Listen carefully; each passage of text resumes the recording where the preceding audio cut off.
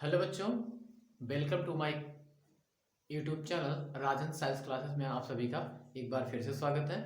बच्चों, हम पहले चैप्टर की बात कर रहे हैं रासायनिक समीकरण एवं अपक्रिया और ये आपका चौथा भाग है।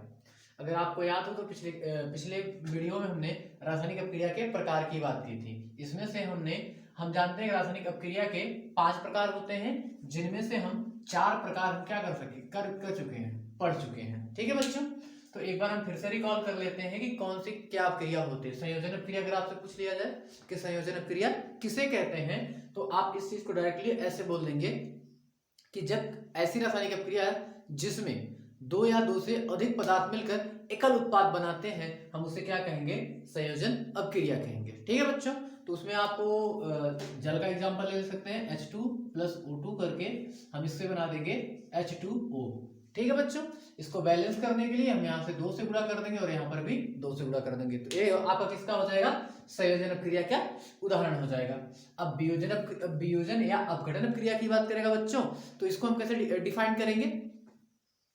तो ऐसी रासायनिक अपक्रिया जिसमें एकल अभिकारक टूटकर 2 या 2 से अधिक उत्पाद का निर्माण करता है, हम उसे क्या कहेंगे, अपघटन अपक्रिया कहेंगे। जैसे आपको बच्चों हमने यहाँ पे लिया था सोडियम बाइकार्बोनेट, इसका अपघटन करवाया था, तो यहाँ पे बना था सोडियम कार्बोनेट, कार्बन डाइऑक्साइड और साथ में जल। इसको भी बैलेंस करने के लिए बच्चों हमने यहाँ पे कितने गुणा किया था, 2 से। ठीक है बच्चों, फिर इसके बाद विस्थापन या प्रतिस्थापन क्रिया की अगर बात कर देगा, तो देखो ये बच्चों क्या होता है, इस चीज को हम क्या बोलेंगे, ऐसी रासायनिक अपक्रिया जिसमें कम क्रियाशील तत्व को अधिक क्रियाशील तत्व हटाकर स्वयं उसका स्थान ग्रहण कर लेता है, हम उसे क्या कहेंगे, विस्थापन या प्रतिस्थापन अपक्रिया कहेंगे बच्चों। ठीक है, जैसे इसका एग्जांपल के लिए हम ले लिए थे आपका Cu+ है H2SO4 और यहाँ पे हो गया था CuSO4+ है, आपका यहाँ पे हो गया था H2, याद होगा बच्चों आपको। ठीक है, फिर आपकी उसके बाद ऊष्माक्षेपी अपक्रिया की बात कर लेते हैं और उसके बाद बात कर लेते हैं ऊष्माशोषी अपक्रिया की। ऊष्माक्षेपी अपक्रिया क्या होती है, ऐसी रासायनिक अपक्रिया जिसमें अपक्रिया पूर्ण होने के पश्चात कुछ ऊर्जा मुक्त होती है, हम उसको क्या कहते हैं, ऊष्माक्षेपी अपक्रिया कहते हैं। तो ऐसी रासायनिक अपक्रिया जिसमें अपक्रिया पूर्ण होने के पश्चात कुछ ऊर्जा का अवशोषण होता है, उसे हम क्या कहते हैं, ऊष्माशोषी अपक्रिया कहते हैं। इतनी की बात हम कर चुके थे, अब हमारी बात करने की बारी है ऑक्सीकरण और अपचयन अपक्रिया पर। ठीक है बच्चों, तो चलो हम इसके बारे में बात करते हैं कि ये आपका क्या होता है, अपक्रिया।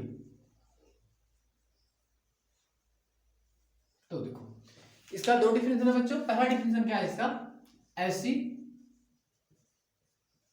रासायनिक अपक्रिया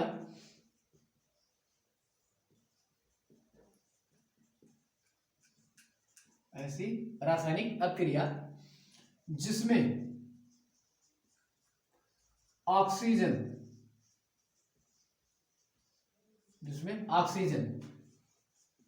जुड़ता है और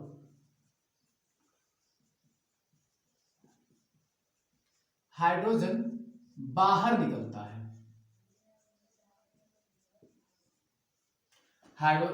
ऑक्सीजन जुड़ता है और हाइड्रोजन बाहर निकलता है, उसे ऑक्सीकरण अपक्रिया कहते हैं, उसे ऑक्सीकरण अपक्रिया कहते हैं। ठीक है बच्चों, देखो ऐसी रासायनिक अपक्रिया जिसमें ऑक्सीजन जुड़ता है और हाइड्रोजन बाहर निकलता है, उसे हम क्या कहेंगे, ऑक्सीकरण अपक्रिया कहते हैं। इसकी एक और डिफिनेशन है बच्चों, दूसरी डिफिनेशन क्या है इसकी, कि ऐसी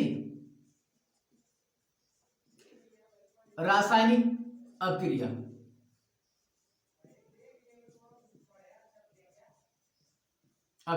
ऐसी रासायनिक अपक्रिया जिसमें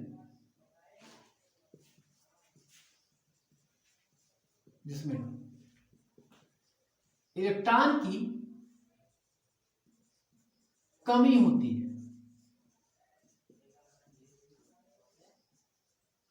ठीक है, ऐसा डायरेक्टली याद कर लो, ऐसी रासायनिक अपक्रिया जिसमें इलेक्ट्रॉन की कमी होती है, उसे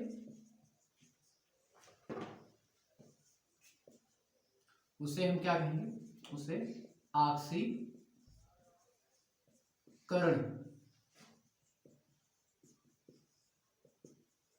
अभिक्रिया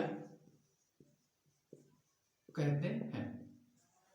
उसे क्या कहेंगे हम? ऑक्सीकरण अभिक्रिया कहते हैं। ठीक है बच्चों, उसमें क्या होना चाहिए? इलेक्ट्रॉन की कमी होनी चाहिए। देखिए इस चीज को हम कैसे डिफाइन करेंगे या इस चीज को हम कैसे आपका एग्जाम्पल द्वारा समझेंगे। तो देखो बच्चों, दोनों में से ज्यादातर इसका इस्तेमाल कम किया जाता है, इसका इस्तेमाल ज्यादा किया जाता है। ठीक है, तो इस चीज को देखो कैसे करेंगे हम। यहां पे Na है, ठीक है बच्चों, Na प्लस प्लस 1 इलेक्ट्रॉन। ठीक है, तो याद रखना बच्चों कि किसी भी एलिमेंट पर प्लस चार्ज क्या दर्शाता है? उसमें से इलेक्ट्रॉन की कमी। या इस चीज को हम ऐसे भी लिख सकते हैं बच्चों, SnCl4 और यहां पे बन जाएगा SnCl2 प्लस Cl2। ठीक है बच्चों, अब यहां पर ये दो एग्जांपल हो जाएंगे आपके किसके? ऑक्सीकरण अभिक्रिया के। या चाहो तो इससे एवं भी कर सकते हो। ठीक है, चलिए ठीक है। अब इसके बाद आपका दूसरा इसी में है अपचयन अभिक्रिया। अब वो क्या होता है आपका?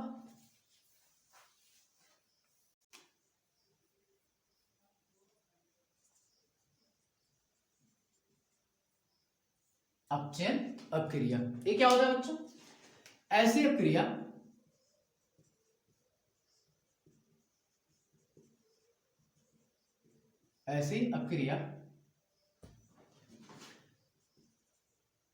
जिसमें हाइड्रोजन यानी कि H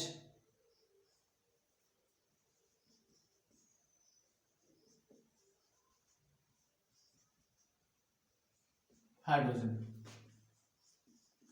जुड़ता है और ऑक्सीजन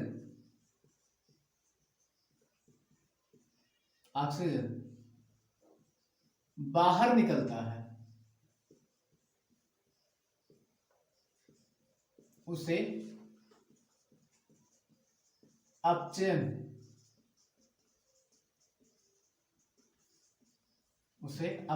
अभिक्रिया कहते हैं। उसे हम क्या कहेंगे? अपचयन अभिक्रिया कहेंगे। अब इसकी दूसरी परिभाषा इसमें क्या होती है? ऐसी अभिक्रिया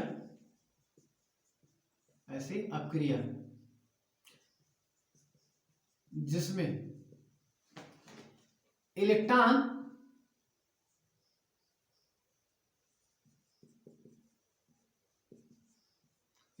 की वृद्धि होती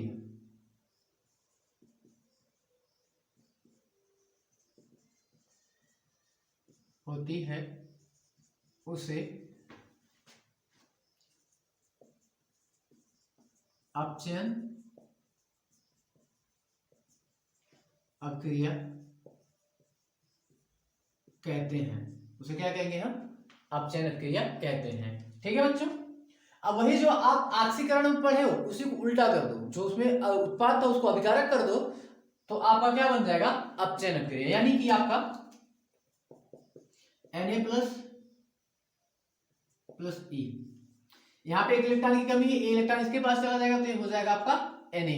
ठीक है बच्चों, और यहाँ पे था आपका SnCl2 प्लस Cl2, यहाँ पे फिर से मिला दोगे SnCl4 बन जाएगा। ठीक है बच्चों, अगर ए भी ना ठीक इसके अलावा चाहो तो बच्चों आप ये भी कर सकते हो रहेगा। ठीक है बच्चों, अब देखिए इसके बाद इसी में एक चीज और पूछा जाता है, अपचायक किसे कहते हैं और आपका ऑक्सीकारक किसे कहते हैं। इसके अलावा एक और चीज पूछी जाती है, रेडॉक्स रिएक्शन। ठीक है बच्चों, उसको भी बात करते हैं हम। वो क्या होता है आपका?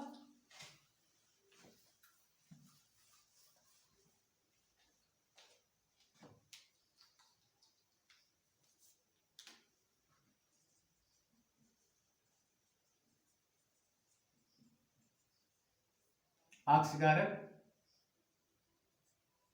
जिसको बोलते हैं ऑक्सीडाइजिंग एजेंट, जिसको इंग्लिश में बोलते हैं ऑक्सीडाइजिंग एजेंट। तो देखो बच्चों ये क्या होता है? ऑक्सीकरण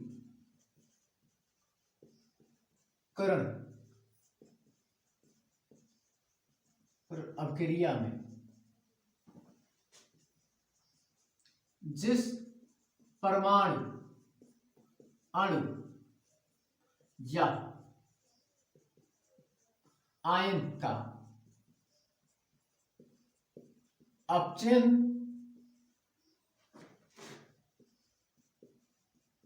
होता है उसे ऑक्सीकारक कहते हैं। उसे हम क्या कहते हैं? ऑक्सीकारक कहते हैं। फिर दूसरी चीज आपकी आ जाती है अपचायक, जिसको बोलते हैं रिड्यूसिंग एजेंट, जिसको हम बोलते हैं रिड्यूसिंग एजेंट। तो अपचयन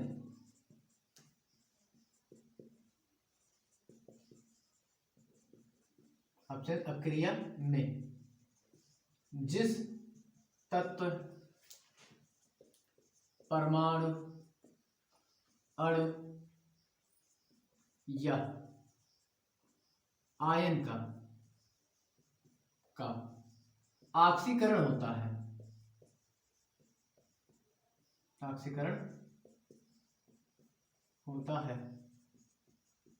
उसे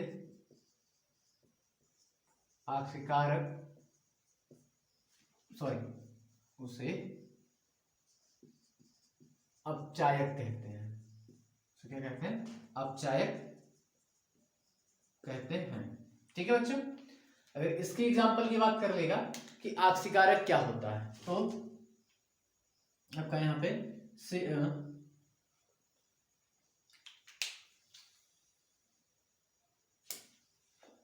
अगर इसकी बात कर लेगा तो इस आपका यहाँ पे हो जाएगा Na+E प्लस यहाँ पे आपका हो जाता है Na। तो यहाँ से यहाँ इसका क्या हो गया आपका, ये यहाँ पे जो सोडियम है, ये सोडियम आपका कहलाएगा ऑक्सीकारक कहलाएगा। ठीक है, और अभी हमने N और Na+E पढ़ा था। ठीक है, तो इस केस में सोडियम इसके लिए कहलाएगा आपका क्या? अपचायक। ठीक है बच्चों, और यहां पे क्या कहलाएगा? ऑक्सीकारक कहलाएगा। यहां पे क्या कहलाएगा? ऑक्सीकारक कहलाएगा। ठीक है बच्चों, और इसी में एक और चीज पूछी जाती है आपकी, हम ऑलरेडी भी आपसे ये कह चुके हैं कि जो ऑक्सीकरण है ये आपका 11th का चैप्टर है। ठीक है बच्चों, इसमें एक पूछता है रेडॉक्स अभिक्रिया।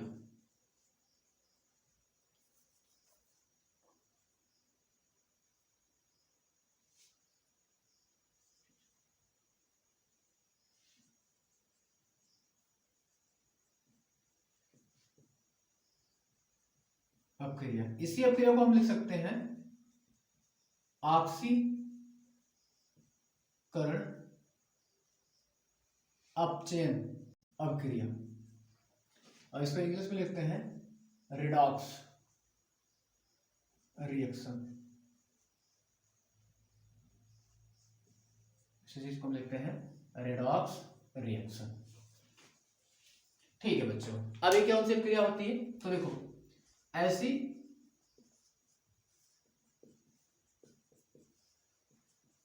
अपक्रिया जिसमें ऑक्सीकरण एवं अपचयन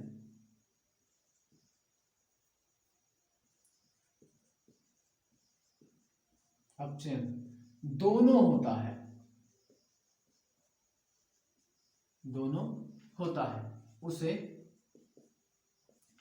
रिडॉक्स या ऑक्सीकरण अपचयन अपक्रिया कहते हैं।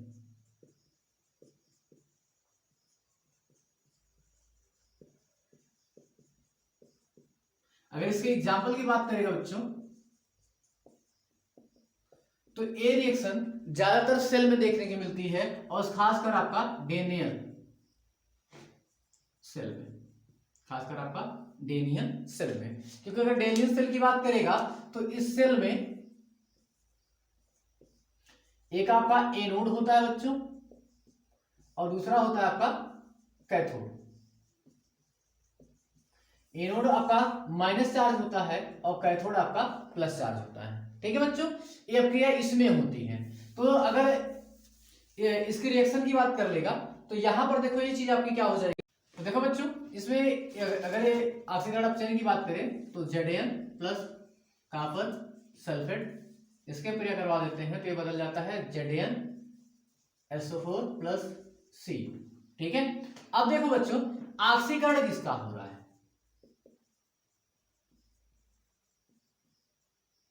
ऑक्सीकरण की बात कर लेते हैं। ऑक्सीकरण देखो यहां से जो जिंक है, ठीक है बच्चों, जिंक के बाह्यतम कोश है तो इसमें इलेक्ट्रॉनों की संख्या पूरी है, यानी कि इसमें 30 इलेक्ट्रॉन पूरे हैं। जब जिंक के अभिकारक के उत्पाद में गया तो Zn ये आपका हो जाएगा डाई प्लस और साथ में यहाँ पे 2 इलेक्ट्रॉन क्या कर जाएंगे, बाहर निकल जाएंगे। ठीक है बच्चों, अब अपचयन की बात कर लें। अपचयन की बात कर लेंगे तो यहाँ पे जो कॉपर है, कॉपर आपका इस फॉर्म में है, कॉपर आपका इस फॉर्म में है और इधर इस तरफ जाएगा तो आपका यहाँ पे हो जाएगा कॉपर 0। ठीक है बच्चों, तो यहाँ पे देखो इलेक्ट्रॉन, इसके पास इलेक्ट्रॉन कमी थी, इसके साथ जुड़ गया तो इलेक्ट्रॉन यहाँ पे बराबर हो गया। तो यहाँ पर आपका यहां से देखिए बच्चों, यहां से यहां पर आपका ऑक्सीकरण हुआ है, सब क्रिया में ऑक्सीकरण हुआ है और यहां से यहां पर आपका अपचयन हुआ है बच्चों। ठीक है, यहां से यहां तक आपका क्या हुआ, अपचयन हुआ है। अब अगर इसकी बात कर लें कि हमने बताया था कि डेनियल सेल में होगा तो ऑक्सीकरण की घटना एनोड पर होगी और अपचयन की घटना कैथोड पर होगी। ठीक है बच्चों, ये चीज समझ में आ गई होगी। ऐसे अपक्रिया जिसमें ऑक्सीकरण अपचयन दोनों होता है उसे हम कहते हैं रेडॉक्स अपक्रिया। अब रेडॉक्स अपक्रिया की बात करेंगे तो रेडॉक्स अपक्रिया आपका ज्यादातर सेल में देखा जाता है और खासकर कौन सा सेल, डेनियल सेल। ठीक है बच्चों, अब इसका थोड़ा दैनिक जीवन में इसका उपयोग देख लेते हैं। 2 ही उपयोग है, उसको देख लेते हैं, फिर ये चैप्टर आपका कंप्लीट हो जाएगा पूर्णतः। अब इसकी बात कर लेते हैं, ये लास्ट टॉपिक है आपका। ठीक है, अब रेडॉक्स अपक्रिया का दैनिक जीवन में 2 ही महत्व है। ठीक है, 2 महत्व में आपका 2 चीजें आती हैं। एक आपका है विकृति गंधिता। ठीक है बच्चों, पहला है आपका विकृति गंधिता। ठीक है, अब देखो बच्चों ये क्या होता है आपका, ये क्या होता है आपका। ठीक है, अब देखो ये क्या होता है कि नॉर्मली आप जैसे चिप्स का पैकेट जानते हैं, चिप्स का पैकेट जानते होंगे, उसका खोलते होंगे तो उसमें से थोड़ी सी स्मेल आती है। ठीक है बच्चों, तो उसमें नॉर्मली आप सभी को पता होना चाहिए कि जितनी पैकेट वाली चीजें होती है उसमें चीजों को सुरक्षित रखने के लिए नाइट्रोजन गैस का इस्तेमाल करते हैं। ठीक है बच्चों, अगर वही चीज अगर उसको ऑक्सीजन के संपर्क में ला दिया जाए तो वो ऑक्सीजन के संपर्क में आते ही उसका ऑक्सीकरण हो जाता है और ऑक्सीकरण होने के बाद जो उसमें से स्मेल आपको आती है खोलते हो तो वो स्मेल आपकी एक अलग तरह की बदबू में बदल जाएगी, या कहे तो थोड़ी सी बदबू आने लगेगी उससे। ठीक है बच्चों, तो देखो विकृतीकरण वही होगा आपका जब किसी खाद्य पदार्थ, खासकर आपका पैकेट वाला, पैकेट वाला, ठीक है बच्चों, खासकर आपका ये जब किसी खाद्य पदार्थ एवं वसा का ऑक्सीकरण होता है, ऑक्सीकरण होता है तो उसकी सुगंध, तो उसकी सुगंध बदल जाती है, उसकी सुगंध क्या करती है, बदल जाती है।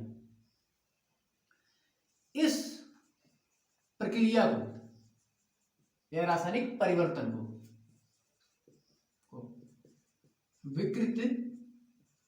विकृति गंधिता कहते हैं।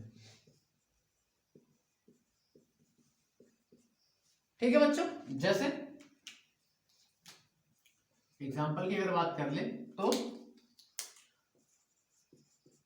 खुला हुआ खाना। बच्चों किसी भी मौसम की बात कर ले, अगर खाने को कुछ समय के लिए उसको खुला छोड़ देंगे तो उसका भी स्वाद क्या कर जाता है, बदल जाता है। ठीक है, खुला हुआ पनीर,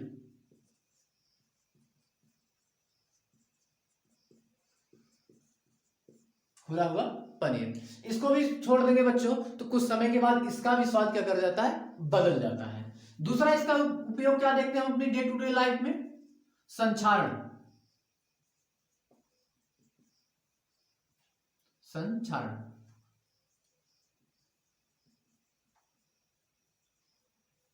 दूसरा उपयोग क्या है इसका, संचारण।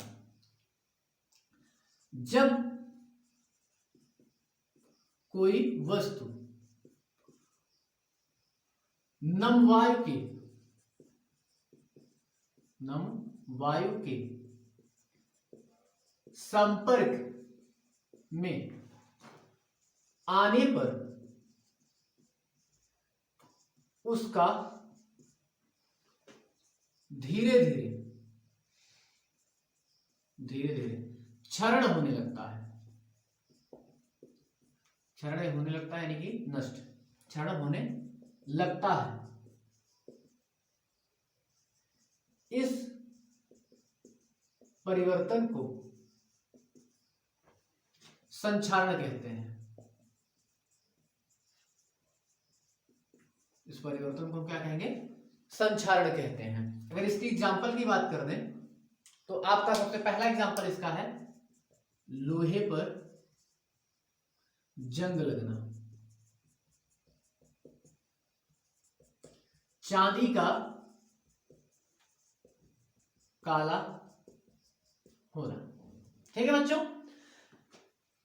चलिए बच्चों आपका इसके बाद आपका पूरा चैप्टर, पहला चैप्टर आपका पूरा खत्म होता है यहीं पर। ठीक है बच्चों, तो अब हम दूसरे चैप्टर की कल आपको हम दूसरा चैप्टर पढ़ाएंगे। दूसरा चैप्टर है आपका अम्ल, क्षार और लवण। ठीक है बच्चों, तो आज का वीडियो यहीं पे समाप्त होता है। आपसे मिलते हैं अगले वीडियो में। अगर मेरे द्वारा दी गई जानकारी आपको इंफॉर्मेटिव लगे तो अपने दोस्तों के साथ शेयर जरूर करें और मेरे चैनल को सब्सक्राइब जरूर करें।